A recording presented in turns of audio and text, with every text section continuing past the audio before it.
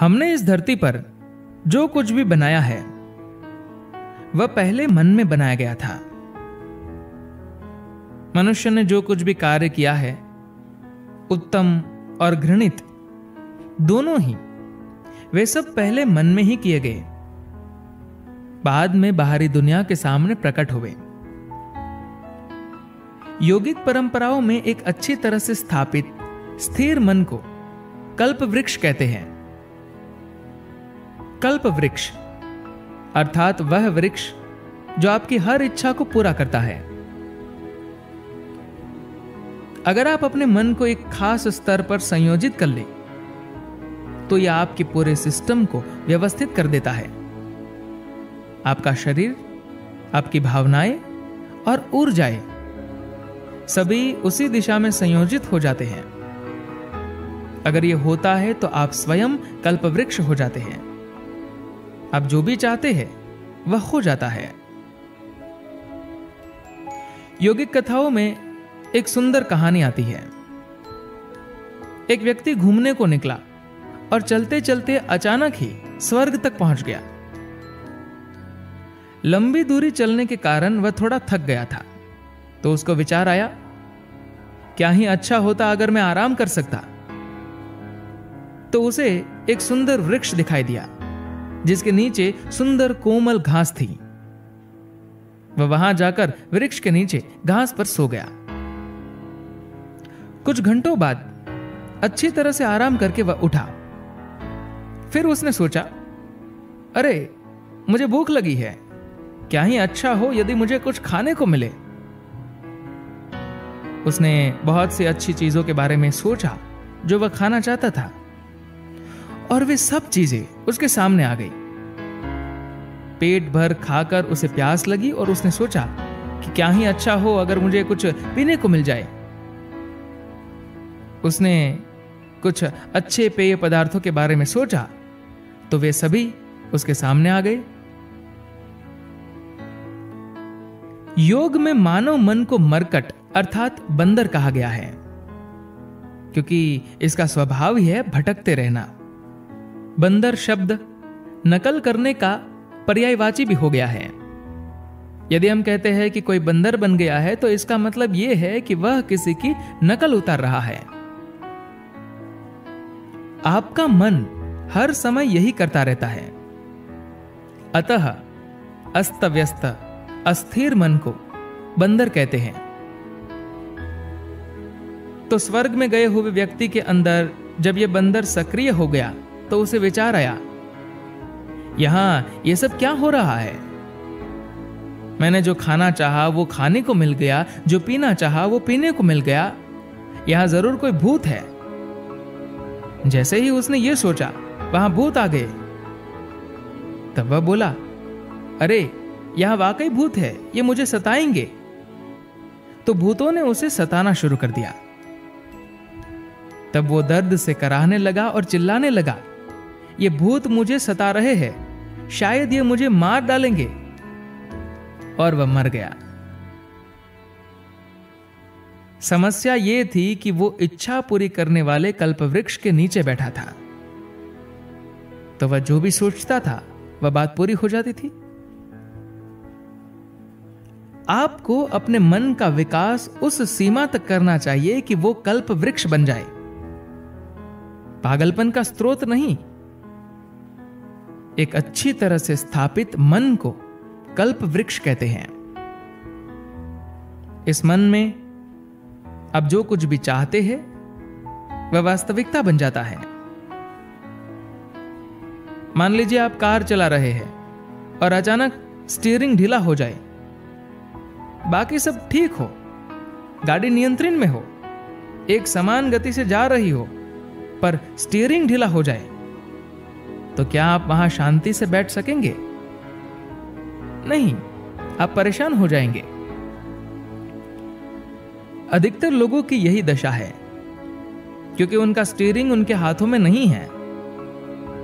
अगर आपका शरीर, मन और ऊर्जा आपके नियंत्रण में नहीं है तो वे अपनी विवशताओं से ही काम करेंगे।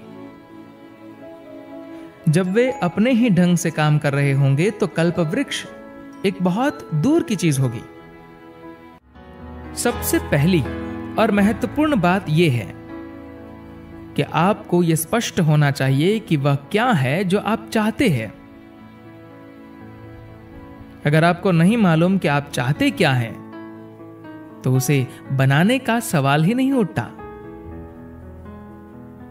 यह सुखद अवस्था अगर हमारे शरीर में होती है तो हम उसे अच्छा स्वास्थ्य और सुख कहते हैं। यदि वो हमारे मन में होती है तो हम उसे शांति और आनंद कहते हैं। ये अगर हमारी भावनाओं में होती है तो हम इसे प्रेम और करुणा कहते हैं।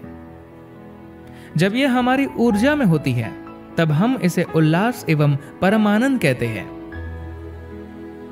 मनुष्य को यही सब चाहिए। जब वो काम करने के लिए अपने कार्यालय जा रहा हो तो वो धन कमाना, अपना पैसा बढ़ाना, अपना परिवार अच्छी तरह से चलाना चाहेगा।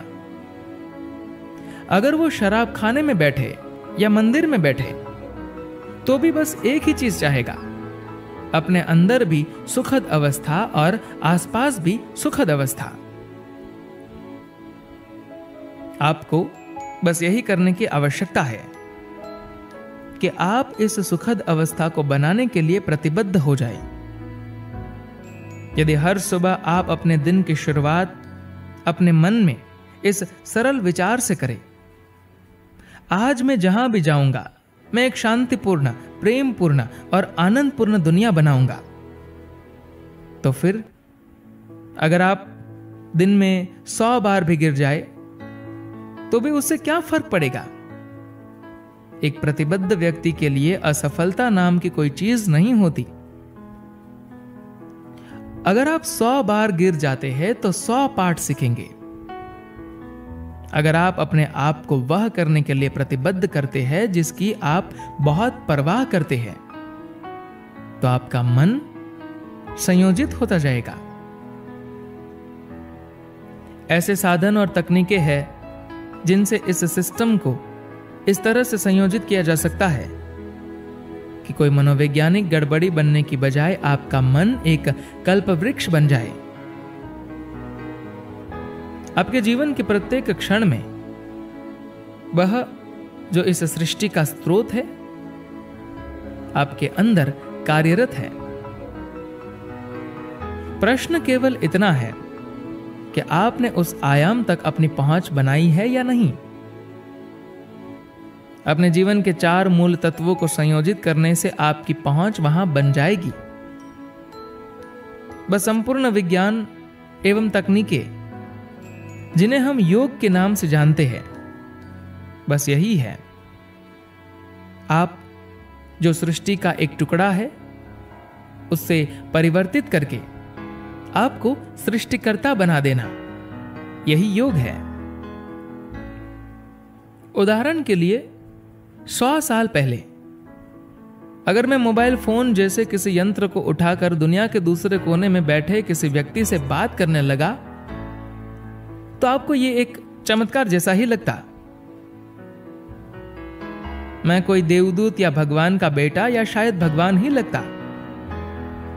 पर आज यह बस एक यंत्र है जो हम में से हर कोई लेकर घूमता है और उसका उपयोग करता है।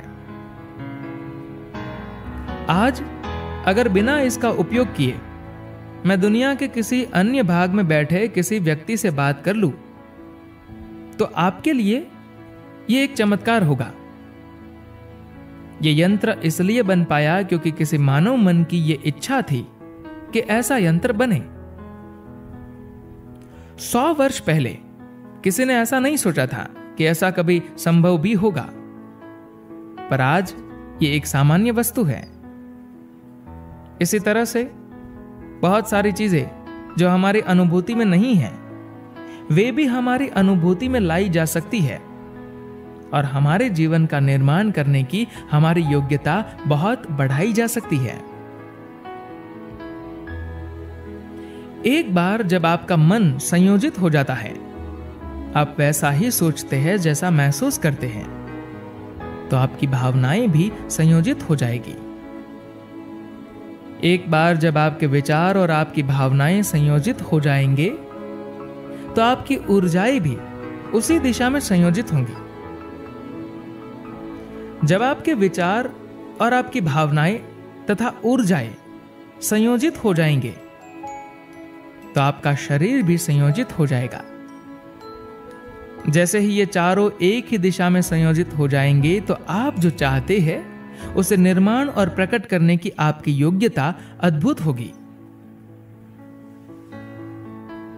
मैं चाहता हूं कि आप अपने जीवन के स्वभाव को देखें। अगर आप एक केला खाते हैं तो 4 घंटों में यह केला एक मनुष्य बन जाता है। आपके अंदर कुछ है। जीवन निर्माण करने की प्रक्रिया जो ये शरीर बनाती है, इस शरीर का निर्माता आपके अंदर ही है। आप उसको एक केला देते हैं, वो इसका एक मनुष्य बना देता है।